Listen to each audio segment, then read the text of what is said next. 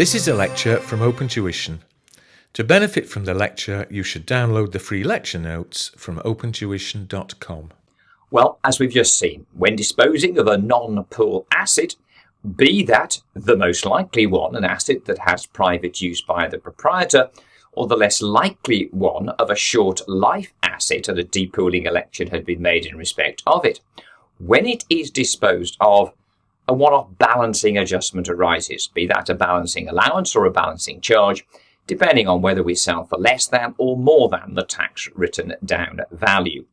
But that's only happening, as we have seen it so far, on the non-pool, the individual non-pool assets. Well, what happens when it comes to the pool? Can we, on either the main pool or indeed the special rate pool, see a balancing adjustment arising there?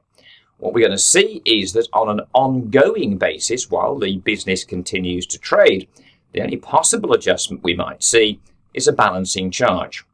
You know that the way we put the computation together for capital allowances, having picked up any, if there is any, tax written down value brought forward, we add in, firstly, additions that rank for AIA, and up to £1 million, give that AIA any residual value, if there is any, going into the relevant pool, be it special rate or be it main pool.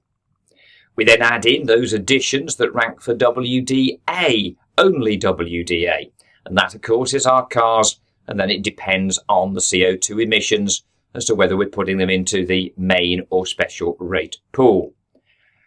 Then we deal with disposals. Now, when we deal with disposals, we take out sales proceeds to a maximum of original cost. Now, on the pool, if we have sales proceeds, I'm going to say the pool, either main or special rate. When we take out those proceeds, if the proceeds figure, the deduction from the pool balance, is bigger than that pool balance, it would take the pool in question into a negative. We can't carry forward a negative figure. So you restore that balance on the pool back to zero by creating a balancing charge. What does that balancing charge do? It would net off against any other capital allowances of the period. For example, what we'd already have done by now, the AIA, or what we are still to do, if relevant, and that is any FYA calculation, had we indeed bought any low emission cars. If the balancing charge is bigger than those other allowances, then you end up with, maybe not that likely you think, but we could end up with a net balancing charge overall for the accounting period. In which case, no problem. If it was a net capital allowance, as it routinely will be, we would take it away from the adjusted trading profit to get a tax-adjusted trading profit. If it's a balancing charge, of course, then we will increase that amount of profit. We'll simply add it in rather than deducting it there. That's all we do. Right. Let's see what it says here. Note, I've only referred to a balancing charge on any pool. And that's what we have here. A balancing charge can arise at any time on the main pool or special rate pool if, as we've said, disposal proceeds exceed the balance on the pool at that point in time. Prior to deducting the sales proceeds, if we then have a bigger figure of proceeds than the then tax written down value, we're looking at a balancing adjustment in the form of a balancing charge. As we said, a net balancing charge arises on the CA computation. We'll simply add it to the adjusted trading profit to get an even bigger tax adjusted trading profit. And you notice there that it's only a balancing charge. As we'll come to in our next note, the only time we can have a balancing allowance on a pool is when the business itself ceases to trade. And don't be deceived here by language and expressions used in the exam that might make you think, actually, do we have a balancing allowance on this pool while the business continues to trade? The answer to that will be never. You do not do that. But what might happen is they tell you that all of the assets that were within the pool have been sold. They've all been sold. And the proceeds have left you with a still positive balance. It was less than the tax written down value. You do not get a balancing allowance on that pool simply because all the assets have been sold. The only time a balancing allowance will arise is when the business itself ceases to trade and then sells off its assets, and we'll see that in a few minutes' time. So, ongoing business continuing to trade, irrespective of whether there are or there are not any assets that remain within that pool, we will never have a balancing allowance, but we could at any point have a balancing charge if those proceeds at that time exceeded the then tax written down value on that pool. We've got an example just to illustrate here. We've got to calculate the, I'm pretty good at drawing straight lines, am I?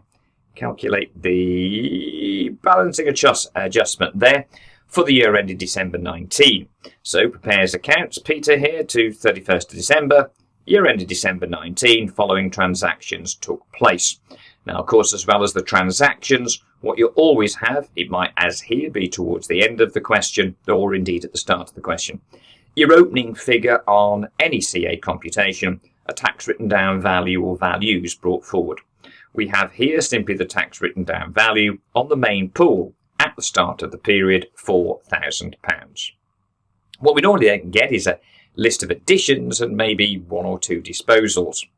Here we start off with a disposal. It's plant, obviously a disposal out of the main pool. We've sold for £8,600. The original cost, £10,200. Sales proceeds to be deducted to a maximum of original cost. Proceeds therefore is less than that original cost, so we use the sales proceeds. A deduction from the pool. We can already see there's an issue here because that pool balance is only £4,000. But we've also got an acquisition. It's a car. Now, it doesn't matter whether it's new or second-hand. What does matter? Emissions. 95 grams per kilometre.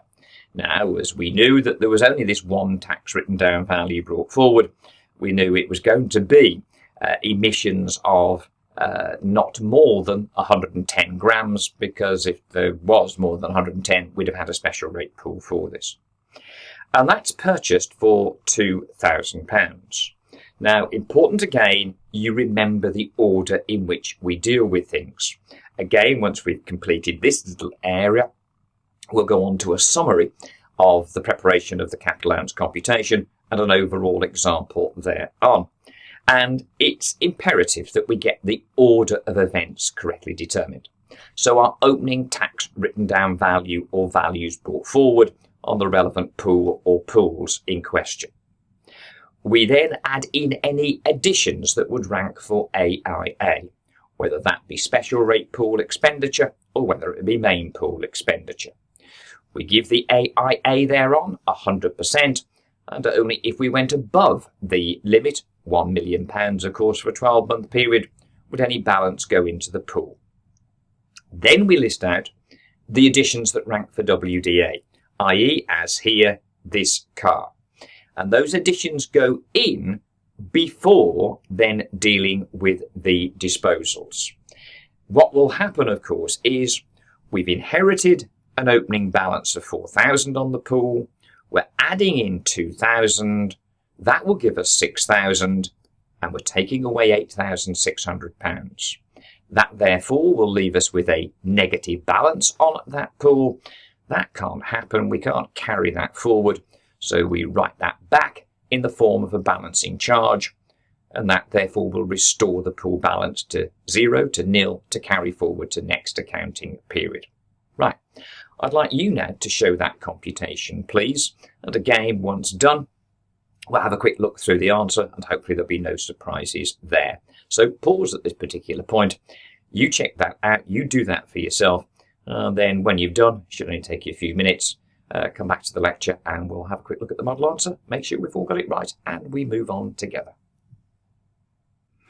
Okay, let's confirm what hopefully you already know about the balancing adjustments, indeed the balancing charge on this or in this example.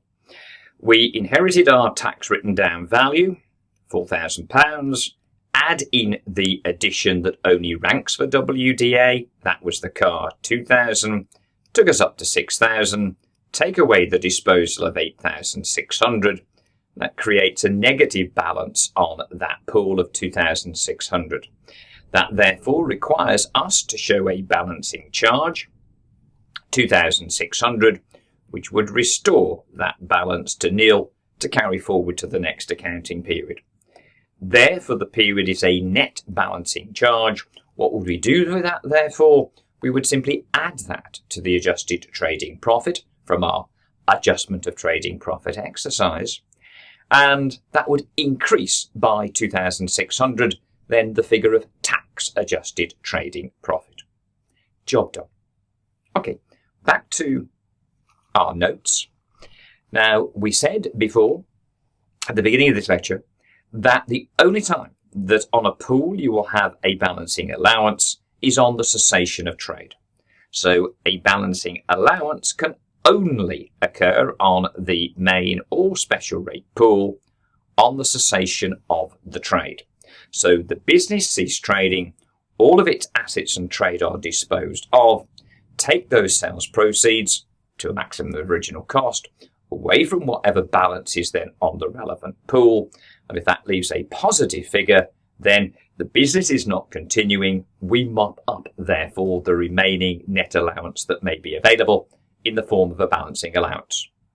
Now, in fact, the CA computation, the capital allowance computation that we do in this final period is actually very easy, because we do not, as this note says, take any AIA, no AIA calculation. So if might seem unlikely that prior to cessation of trade that we're buying assets in that period, well, not necessarily. You are probably thinking that the business is ceasing to trade because it's no longer viable. Well, no, businesses often cease to trade because they've been sold. They've been sold because they are very viable indeed. So it's perfectly possible that you'll see additions made during the accounting period in which then that business ceases to trade. As I say, a reason for ceasing to trade would be a sale of that business to a third party. So in that period, again, you list out the additions. There's no AIA. Then on any balance, there's no WDA or FYA. So all you have, therefore, is tax written down value or values brought forward. Add in any additions to the relevant column, be it main pool, be it special rate pool, be it asset with private use by the proprietor, though that's not maybe that likely. Add in the additions as per normal, as you routinely would, whether they would have been for AIA, whether they would have been for WDA. There is neither, no AIA, no WDA. Add those additions in, then take away your sales proceeds, again to that max original cost figure. And if the balance that remains is a positive, that is a balancing allowance. What do we do with the balancing allowance? Then that would come away from any adjusted trading profit of that final period and reduce the, therefore, balance of tax adjusted trading profit. If, of course, the proceeds were bigger than the balance on the pool, then that would create a balancing charge. Got an example here to illustrate. Calculate the balancing adjustment for the accounting period ended March 20. Chris prepares accounts to, and that might seem odd there, to the 31st of December. But of course, this is a cessation of trading. So the balancing adjustment will be for the accounting period ended 31st of March 20. And it will be because the business ceases trading at that date. Clearly, what has happened before is that Chris has prepared his accounts to the 31st of December each year. But Chris ceased to trade on the 31st of March 20, on which date all plant and machinery was sold for £5,000. The written down value on the main pool as at the 1st of January 20, so we previously prepared accounts and a capital allowance computation for what was the year ended 31st of December 19, but now we've only traded on for a further 3 months before ceasing to trade.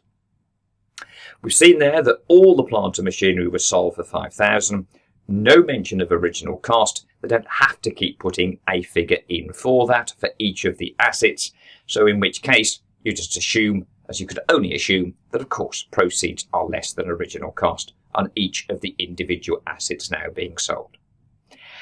What has happened, of course, though, machinery was also purchased on the 1st of February 20 for £4,000. So we have here plant and machinery that is within a main pool where the opening balance was £12,000.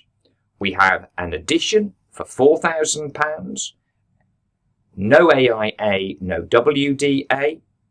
That would give us a total of £16,000, and then all the plant and machinery was sold for £5,000 there. Now clearly those proceeds are much less than the balance on the pool, and that therefore will give rise to what is bound to be a balancing allowance. What do we do with it? We then deduct that from the adjusted trading profit of that final period. Okay, I've talked you through that. You have a go at that now and work out what balancing allowance will arise.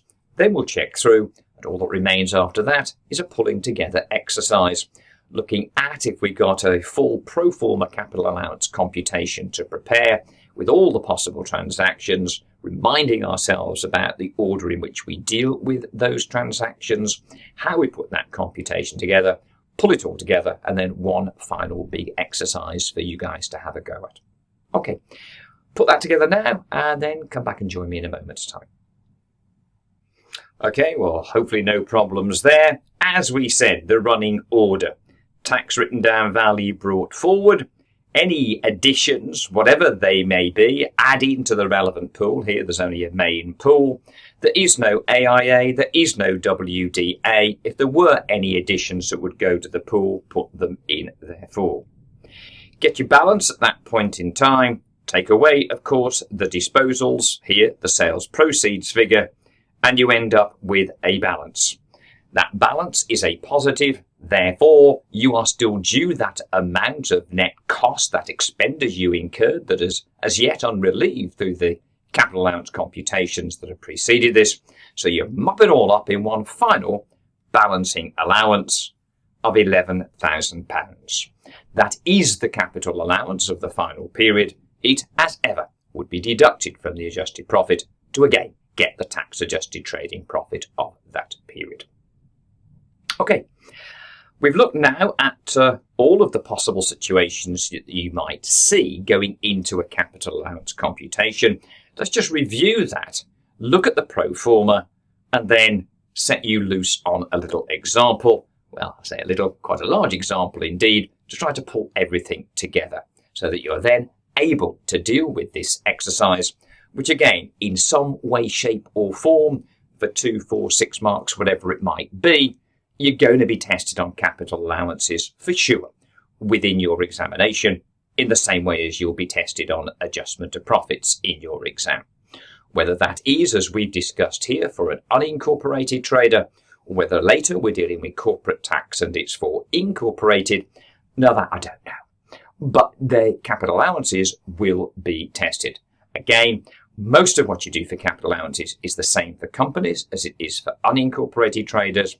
If anything, it's a little bit easier because there's a couple of things that you don't have to worry about. Most notably, there's no private use issues in corporation tax because there's no proprietor. So you don't have proprietor's private use. That's one area that is well tested in terms of the unincorporated trader that simply can't happen in corporate tax. But let's have a look at what we've got here, therefore, as essential to follow this set format in dealing with the additions and disposals of the accounting period. And that, of course, is the first thing. When you prepare a capital allowance computation, it is prepared for the business's accounting period. That is the period for which the capital allowance computation is prepared. Not tax years, accounting periods. So, what do we inherit that is given to you by the examiner? Any tax written down values that represent how much expenditure incurred on qualifying plant and machinery has not yet been relieved through the capital allowances system. That would be on the pools, whether that be main and or special rate. And of course, any non-pool assets, either most likely an asset with private use by the proprietor, but it could also be a short life asset upon which we had originally made a depooling election. So you pick those figures up as given at the start of the accounting period. We then need to deal firstly with most of, but not all of the additions made during the period. So the first additions that we list out is expenditure qualifying for AIA. Now, potentially in order, firstly, special rate pool and then main pool. Now, if based on a 12-month period anyway, the expenditure is less than the AIA limit of £1 million, which it is very likely to be in an unincorporated trade, in an income tax question, it doesn't matter. You're going to get 100% AIA on everything that you have incurred. But again, in order, special rate pool expenditure, main pool expenditure. We then add any expenditure in excess of the AIA limit, unlikely though that may be, to the relevant pool. That, of course, was the reason why we did this order here. We gave any available AIA, firstly to expenditure incurred within the special rate pool, before then attributing any balance, if there is any, to main pool expenditure. So if the AIA limit has been exceeded, put the balance that remains, that additional expenditure, into the relevant pool. Probably that will be going into the main pool, because you'd firstly allocate AIA to special rate pool expenditure. We then deal with the next category of additions. Add to the relevant pool, main or special rate, the cost of any cars qualifying for WDA, i.e. cars with CO2 emissions in excess of 50 grams per kilometre. Now, how much in excess of 50 grams will dictate whether they're main pool, so from 51 to 110 grams, or special rate pool if they're in excess of of the 110 gram per kilometre upper limit. Now that refers to cars going into the pool. What could happen, of course, is that during the period, as we've seen in a previous example, you might be buying another car for private use by the proprietor. That, of course, will not go to either of the two pools. It will be kept separate. You still need to know the level of CO2 emissions, of course, to know whether the WDA will be at a rate of 18% or at the reduced rate of 6% there. Once all of those additions have been dealt with, so that's basically everything you bought during the period, with one exception. That exception being cars with CO2 emissions that do not exceed 50 grams per kilometre. They have an FYA calculation, and that is done right at the very end of this exercise. Let's just see what we've done there. If you just look across the page to the pro forma, we, as we know, pick up as given the tax written down values brought forward. That is the possibility of either or both of the two pools. We might have a short life asset. We may more likely have an asset with private use by the proprietor. Then what do we always need? The allowances column on the far right hand side of our page, and an inside just value column there, in which we'll list out those additions that rank for AIA, or indeed eventually FYA, i.e. low emission cars. Here's our additions qualifying for AIA. What we've done, of course, is to firstly list out, we'll look at those assets listed there. Now then, what type of pool would those assets otherwise go into? That, of course, is a list of expenditure that is special rate pool expenditure. So it gets first crack at any available AIA. AIA goes in. It'll probably all rank for AIA, probably not in excess of $1 million for a 12-month period. But if we went above the relevant AIA limit, any balance would go into the special rate pool. You can see there we refer to Note A, down the bottom of the page. There we go. The AIA, as we know, is allocated to assets included in the special rate pool in priority to those included within the main pool. It's very unlikely, as we said in an income tax question, that the total expenditure is going to exceed your £1 million annual limit. So we'd expect that basically any and all plant and machinery bought during the period with the exception of cars, is going to rank for 100% AIA. Let's go back to that pro forma. Having dealt with the special rate pool expenditure, the other additions, of course, that will qualify again for AIA, your plant and machinery, that would go to the main pool. Added up, take your AIA, transfer across to the allowances column. If again, we had now gone in excess of the AIA limit, any unrelieved expenditure into the main pool. We then list out other additions that would rank for WDA. Now that, of course, is simply motor cars there that have emissions in excess of 50 grams per kilometre, 51 to 110, where do they go?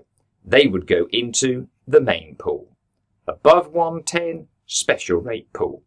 Now, of course, either of those two levels of emissions might be applicable to a car that has private use by the proprietor, in which case a separate column would be set up in relation to that particular car.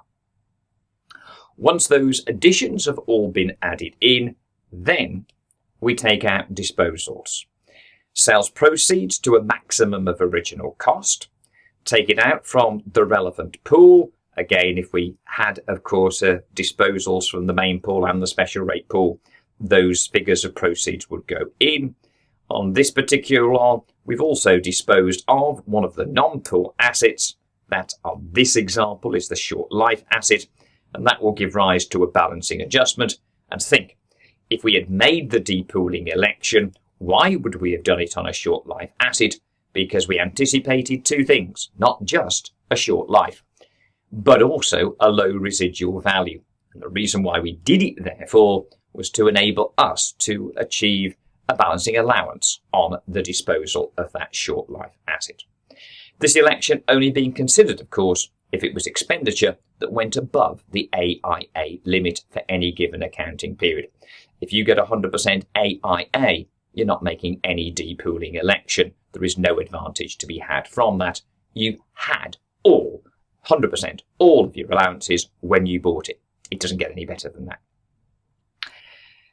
We get our revised balances then on our relevant pools and any non-pool column.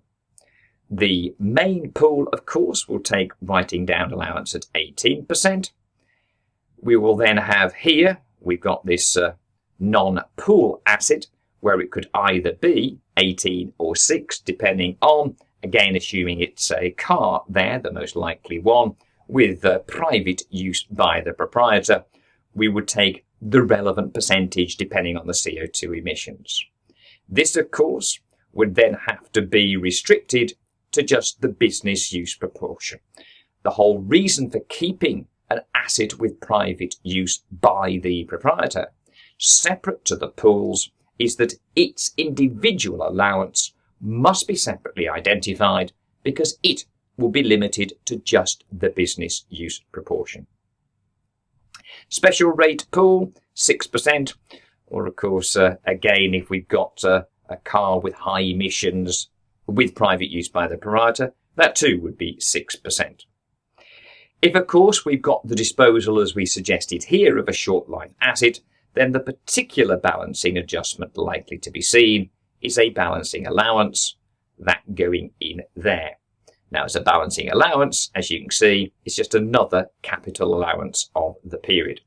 If on a disposal of a non-pool asset we had a balancing charge, then that, of course, would be a bracketed figure there and would serve to reduce the overall capital allowances of the period. But this is a balancing allowance. So now we've managed to compute AIA, WDA, any balancing adjustments in relation to non-pool assets sold. That leaves just one further addition to deal with. Those are additions qualifying for first year allowance, and those are cars with emissions no more than 50 grams per kilometre.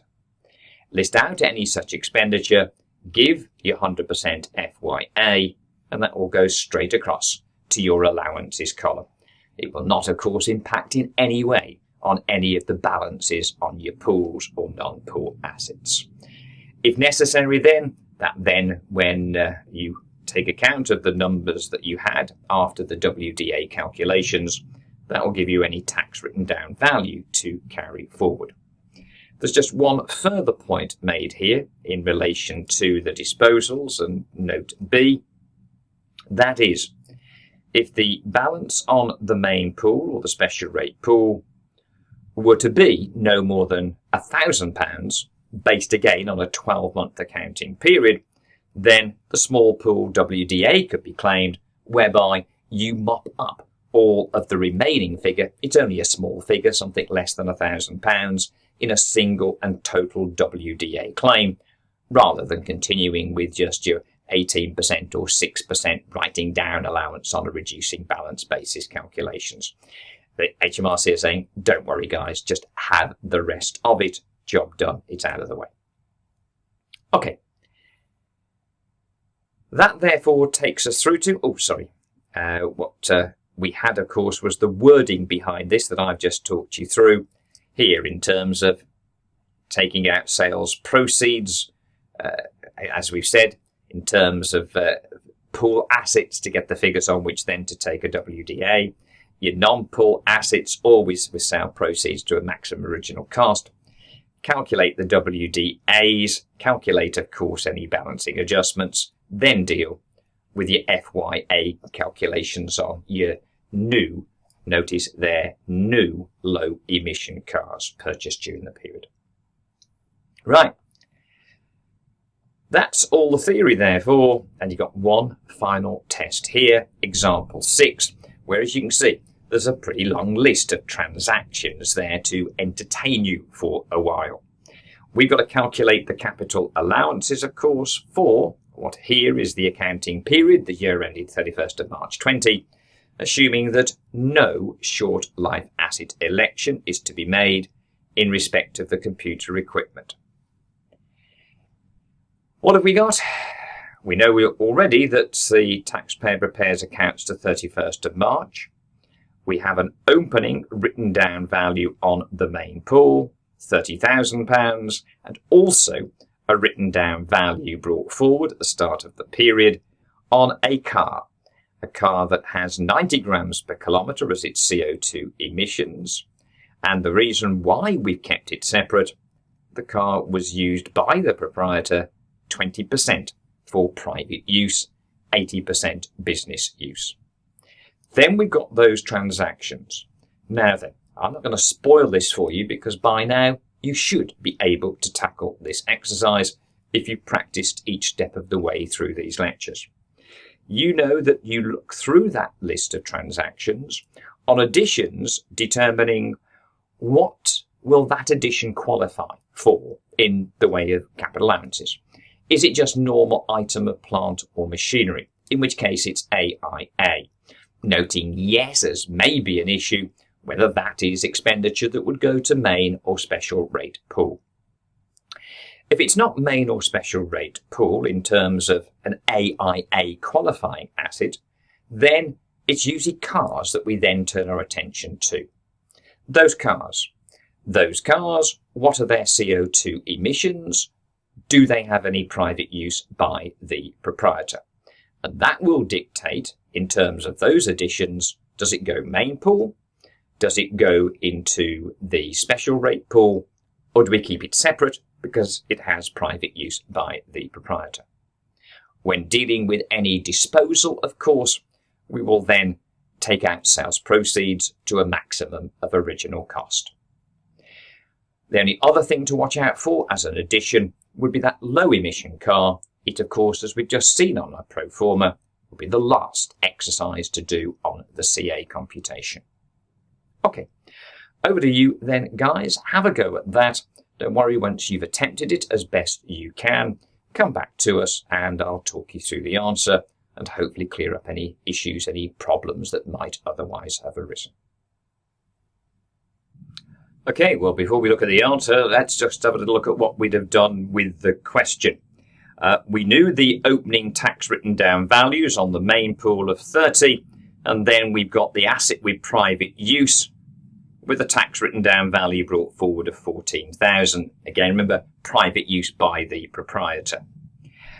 the list of expenditure that we've incurred. Purchased to begin with a motor car with emissions of 40 grams per kilometre. That's no more than 50. That therefore means it is first year allowance.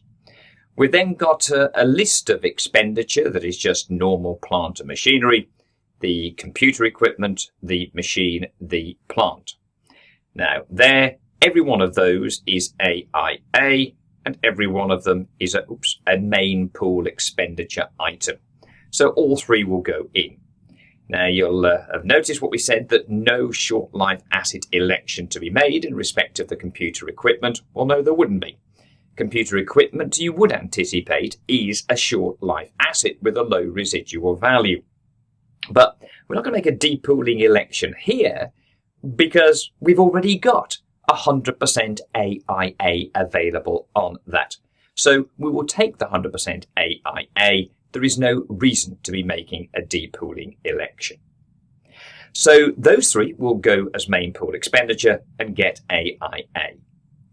Purchased a motor car, emissions 85 grams per kilometre. No mention of private use by the proprietor. So that therefore, as a car with emissions that are not or are, I should say, more than 50 grams. They do not exceed 50 grams per kilometre. So it's not a low emission car. It is therefore WDA that will be available. And given that level of grams per kilometre, it is a main pool item. We then got thermal insulation here for the business. Thermal insulation, one of those items that ranks for AIA as part of the special rate pool. Now again, ostensibly it is one that we would be giving first the AIA to, but when you look at the levels of expenditure that rank for AIA, when you see it is an accounting year that we're dealing with, a full 12-month period, you can see that we're nowhere near the £1 million limit.